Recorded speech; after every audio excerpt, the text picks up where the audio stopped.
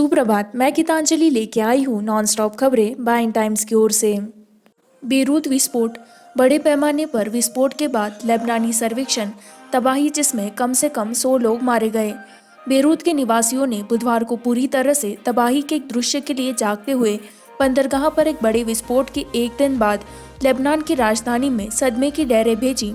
कम से कम 100 लोगों की मौत हो गई और हजारों घायल हो गए।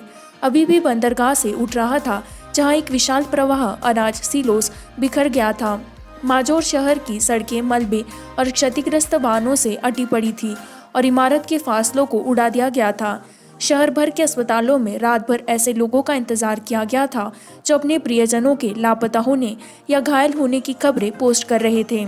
ऑनलाइन मदद के लिए अनुरोध।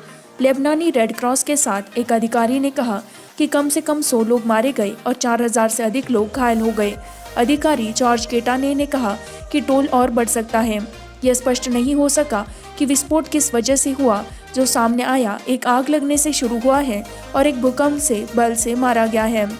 यह शहर में अब तक का सबसे शक्तिशाली विस्फोट था, जो 1975 से 1990 के गृह युद्ध की अग्रिम पंक्तियों पर था और यह समाप्त हो गया है पड़ोसी इजराइल और समय समय पर बमबारी और आतंकवादी हमलों के साथ संघर्ष।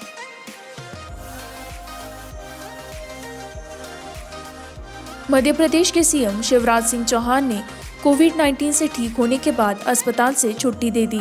एक अधिकारी ने कहा कि मध्य प्रदेश के मुख्यमंत्री शिवराज सिंह चौहान को बुधवार को भोपाल के एक अस्पताल से छुट्टी दे दी गई। उन्होंने कहा कि डॉक्टर चौहान ने 11 दिनों तक अस्पताल में रहने वाले चौहान को घर से बाहर रहने और स्वनिगरानी करने की सलाह दी थी। एक सप्ताह तक स्वस्थ जुलाई को कोविड-19 पॉजिटिव का परीक्षण करने वाले 61 वर्षीय चौहान ने रविवार को ट्वीट किया था कि वह स्वस्थ थे और संक्रमण के कोई लक्षण नहीं दिखा रहे थे। उन्होंने कहा कि अगर दिन में परीक्षण के लिए एक नमूना एकत्र किया गया तो उन्हें छुट्टी दे दी जाएगी। नकारात्मक लौटता है।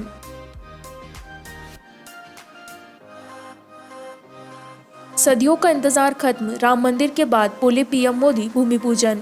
सदियों का इंतजार खत्म हो गया है और भारत अयोध्या में एक स्वर्णिम अध्याय बना रहा है।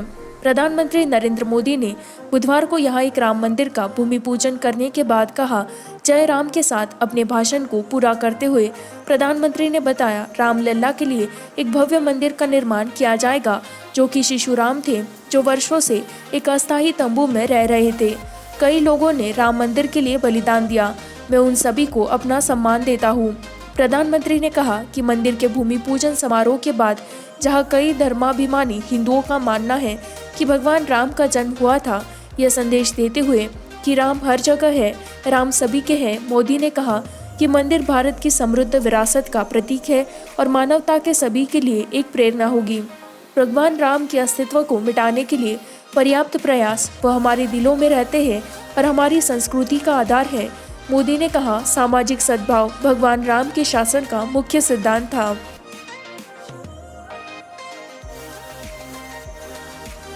बीजेपी ने कश्मीर में जम्मू कश्मीर के विशेष दर्जे के निरसन की पहली वर्षगांठ मनाई। भाजपा की कश्मीर इकाई ने बुधवार को जम्मू कश्मीर के विशेष दर्जे के निरसन की पहली वर्षगांठ मनाई और उन लोगों पर आरोप लगाया कि वे आईएसआईएस, बीजेपी के नेताओं और कार्यकर्ताओं के सहानुभूतिपूर्ण बदलाव का विरोध कर रहे हैं और कार्यकर्ताओं ने पार्टी कार्यालय पर राष्ट्रीय ध्वज फहराया और मिठाइयां बांटी। भाजपा नेता अल्ताफ ठाकुर ने यहां जवाहर नगर में पार्टी कार्यालय में संवाददाताओं से कहा, हम धारा 370 प्रावधानों को समाप्त करने और जम्मू कश्मीर में आए सकारात्मक बदलाव के 1 साल पूरा होने का जश्न मना रहे हैं। संविधान के अनुच्छेद 370 के प्रावधान, जिसने जम्मू और कश्मीर को विशेष दर्जा दिया था, ने कई सकारात्मक बदलाव लाए और कश्मीर में पथराव को समाप्त कर दिया। जहां रुक रुक कर मुठभेड़ होती थी, वहां पथराव किया जाता था। कभी आईएसआईएस का झंडा हुआ करता था, पाकिस्तानी झंडा जो रुका हुआ है। हम यही मना रहे हैं, उन्होंने कहा।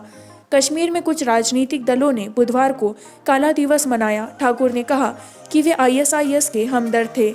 जो लोग काले रंग के प्यार में हैं, वे आईएसआईएस के हमदर्द हैं। उन्हें सोचना चाहिए कि वह क्या समर्थन कर रहे हैं।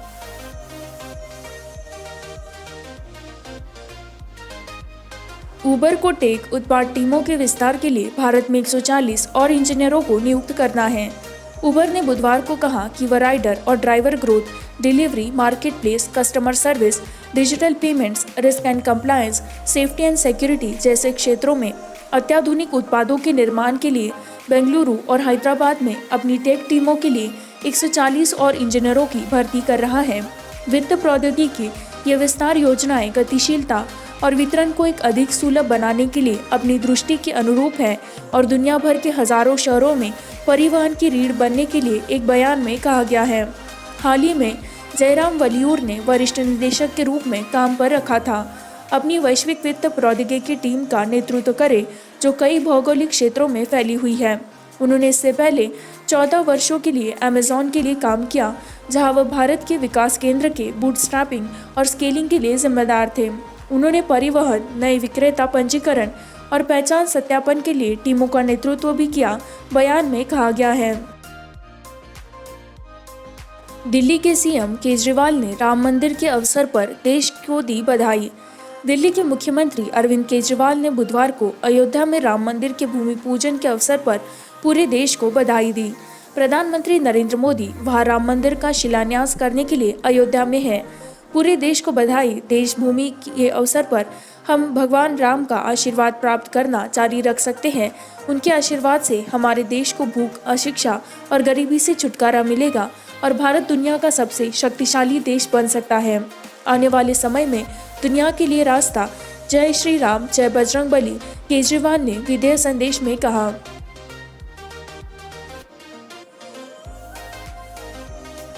महाराष्ट्र के पूर्व मुख्यमंत्री शिवाजीराव पाटिल निलंगेकर का बुधवार को निधन हो गया। महाराष्ट्र के पूर्व मुख्यमंत्री शिवाजीराव पाटिल निलंगेकर का बुधवार को यहाँ एक संक्षिप्त बीमारी के बाद निधन हो गया। पारिवारिक सूत्रों ने बताया कि 89 वर्षीय निलंगेकर का यहाँ एक निजी अस्पताल में निधन हो गया। उन्होंने जुलाई में कोरोना वायरस का परीक्षण किया, लेकिन तबीयत खराब होने पर उनका परीक्षण किया गया। निलंगेकर वरिष्ठ कांग्रेस मराठवाड़ा क्षेत्र के लातूर से नेता जून 1985 से मार्च 1986 तक राज्य के मुख्यमंत्री थे।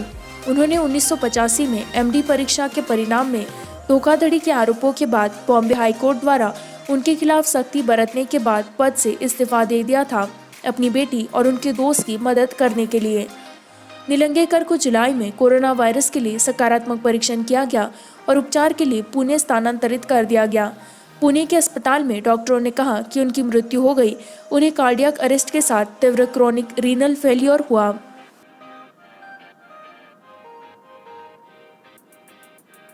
₹42 लाख का नुकसान हुआ क्योंकि कुछ श्रमिक स्पेशल खाली हुई। महाराष्ट्र सरकार को एचसी।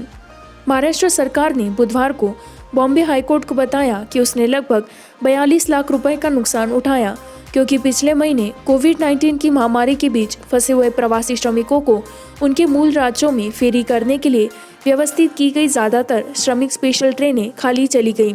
राज्य सरकार की ओर से पेश एडवोकेट जनरल आशुतोष कुंभकोणी ने चीफ जस्टिस दीपांकर दत्ता और जस्टिस एएस गडकरी की खंडपीठ को बताया कि लाखों प्रवासी कामगार अब वास्तव में अपने मूल राज्यों से महाराष्ट्र आ रहे हैं।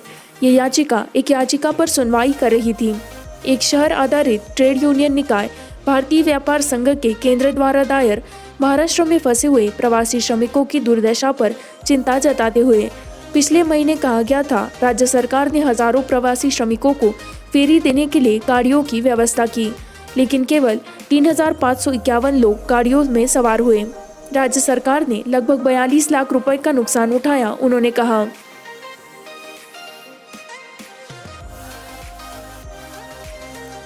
$52,509 ताज़ा संक्रमण ने भारत के कोविड-19 टैली को 19,08,254 तक धकेल दिया। मरने वालों की संख्या 49,795 हो गई। भारत के कोविड-19 संक्रमण ने बुधवार को 18 लाख का आंकड़ा पार कर लिया, जिसके 2 दिन बाद 18,509 अंक पार कर गए, जिसमें 52,509 लोगों ने एक दिन में उपन्यास कोरोना वायरस के लिए सकारात्मक परीक्षण किया, जबकि रिकवरी 12,82,215 हो गई है। केंद्रीय स्वास्थ्य मंत्रालय के आंकड़े। देश में कुल कोरोना वायरस के मामले 19,08,254 हो गए, जबकि 24 घंटे में 857 लोगों की बीमारी से मौत के साथ मरने वालों की संख्या बढ़कर 49,795 हो गई। कोविड-19 रोगियों में रिकवरी दर बढ़कर 67.19 हो गई है। प्रतिशत बढ़कर मृत्यु दर आगे गिरकर 2.09% हो गई है।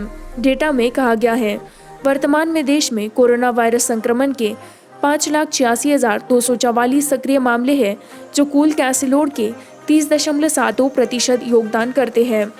पुष्टि की गई कुल संख्या में विदेशी भी शामिल है। यह लगातार 7वां दिन है कि कोविड-19 मामलों में 50,000 से अधिक की वृद्धि हुई है। भारतीय चिकित्सा अनुसंधान परिषद ICMR के अनुसार 4 से 6 अगस्त तक 2,14,84,402 नमूनों का संचयी परीक्षण किया गया है। 19,652 नमूनों का परीक्षण किया जा रहा है।